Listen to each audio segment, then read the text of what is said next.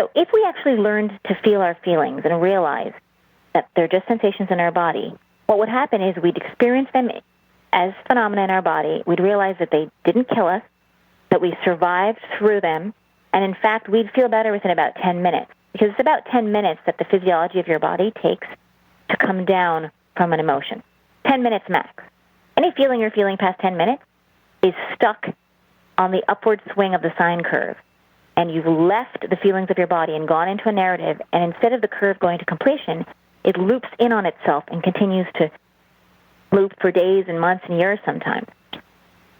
If you were to just stay with the sensations in your body, you would move through the peak of the sine curve and down the other side through to completion, and that feeling would be done with, experienced, and you'd move on to the next feeling. Okay? But what we do is we stop our flow, and we get stuck in these loops. And again, sometimes you can have resent towards a parent for years because you haven't actually felt the pain or the betrayal or the hurt that you've been avoiding with your rant about why your father did you wrong. Okay, so the clue is any feeling that you experience that has a reason attached to it, and the reason is clamoring to be told, that is your indication that you have an unfelt feeling looping through you.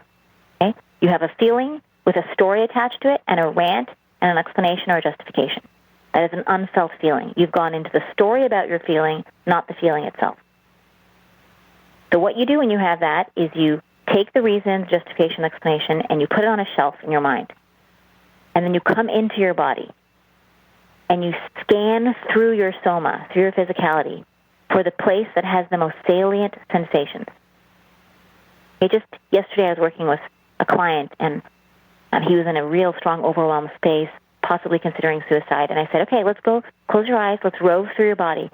Look for the most intense sensations. And he said there was a pressure, tension around his head. I said, okay, great, let's take our consciousness. Let's go there to that pressure area. Find the sensations in your head, and let's describe them. And so I got him to describe with color, with texture, with how the feeling was moving. And again, this doesn't have a lot of vocabulary.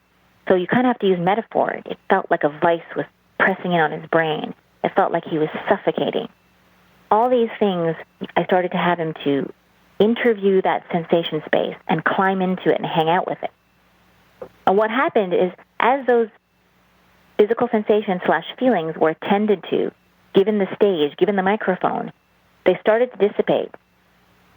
And as he started to name them and articulate them, images and ideas and visualizations started to come through in his experience. So I asked him to say to those sensations in his head, just hang out with them for a minute and say, what are you trying to show me? What are you trying to teach me?